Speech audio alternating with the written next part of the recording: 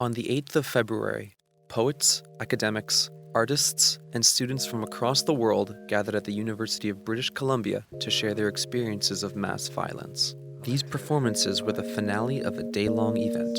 In the wake, the past that is not the present reappears. Earlier in the day, the artists and academics held a roundtable discussion where the topics of memory and responsibility were at the forefront. In the wake, the cure is not apparent. The roundtable was hosted by professors Cheryl Lightfoot, Aaron Baines, and Pilar Riaño Alcalá. But they're How still do archival practices of memory enact responsibility? The roundtable is inspired by questions of how we can live together after acts of mass violence like disaster, genocide, colonialism, and armed conflict. Historically, when mass violence occurs, the reasons and motives and memories are often forgotten, and sometimes they're even suppressed or changed. Happened, and it has been a very politicized process. For instance, in the place, one of the massacres we documented in Balonio, the community will tell you that over 1,000 people were massacred by the rebels in one day.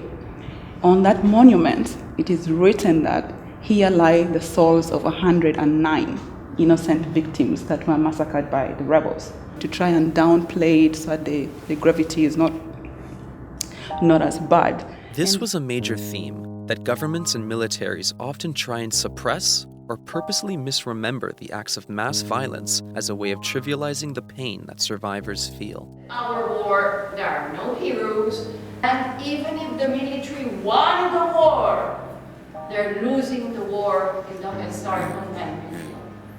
And who's behind your this? mental sense and mental culture, vulture going against the grain disgusts her. Her gentle touch is calm. So we're really the enemy now.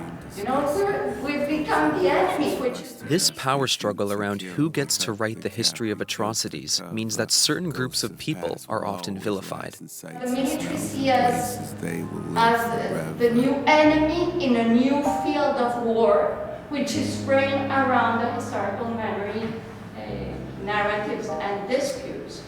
Guilt and blame are obstacles to reconciliation that transitional justice tries to address. But cooperation between victims and perpetrators is often fragile. Because they were accusing each other of committing crimes in the war at the same time that they denied each other's legitimacy to be in that particular space. So when accusations and punishment dominate in the aftermath of violence, victims continue to suffer in the wake of injustice. The government there would accuse Renamo members that you don't deserve to be here because you were criminals. You were created by the South African apartheid. You were supported by the Rhodesians. So you don't have legitimacy, you don't have the right to be here, even if the people voted you to be here. So they really started to use memories as weapons, and over time... The legacy of violence left behind by systems like apartheid and residential schools does not end when the physical violence comes to a stop. It is something that survivors continue to endure and resist in their everyday lives. We're reclaiming what we've already had, and that we're reclaiming our voice, we're reclaiming our land, we're reclaiming our ceremonies, we're reclaiming who we are as a people, and also giving credit to elders and our language holders and our knowledge holders and those who have never given it up, the resilient people. The length of sentence could be unprecedented. After the roundtable concluded, the speakers walked over to the First Nations Longhouse for the evening event. There, they had the opportunity to share their research with an audience.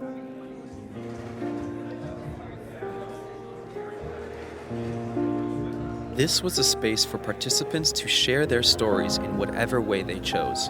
Some spoke, some sang. There was drumming, art, and reflection. And and a few performances explicitly confronted the audience with the harsh realities of living with everyday racism.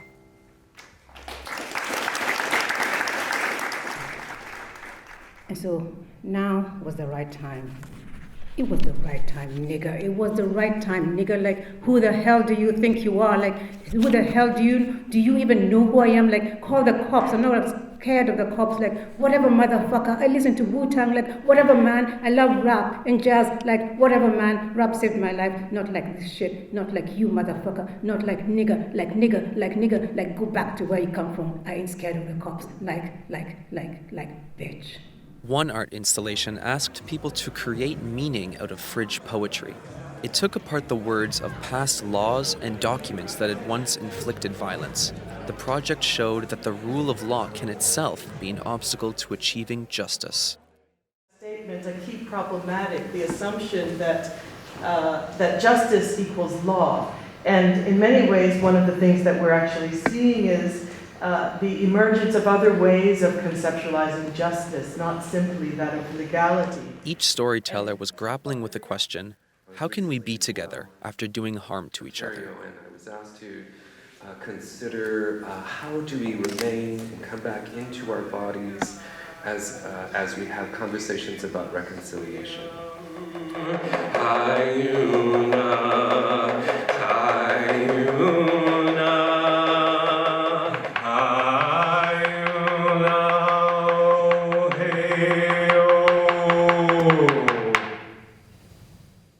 The night culminated in some emotional moments brought forth by intimate performances.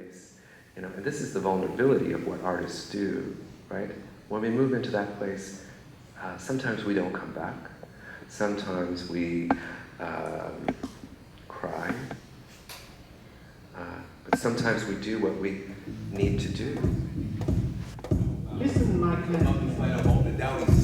Listen, my man. Now suave. Play as if I stopped the clock. That's my bread and butter listed in my capital stock. Make it legs better thinking outside the box. Call me a sharpshooter, harpooner. Never catch me if you're late, son. Start sooner.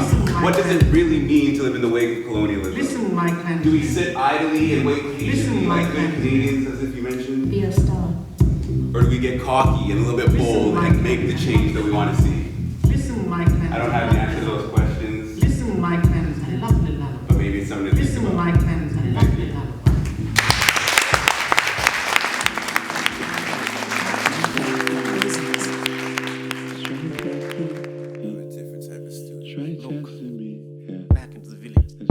A change in diet could be beneficial. Issue stemming from that excess. You're in a pickle, baby, blow the whistle. Can't deny the presence of the essence when it's in you. Simply unmistakable, you'll know when it's official. Raining heavy missiles, even children carry pistols. Streets are lined with needles, danger from the little devil. Formulas are simple, the morality's a riddle. Live a little, flip the product, reap the fruits of evil. Nobody wants you when you're down and out.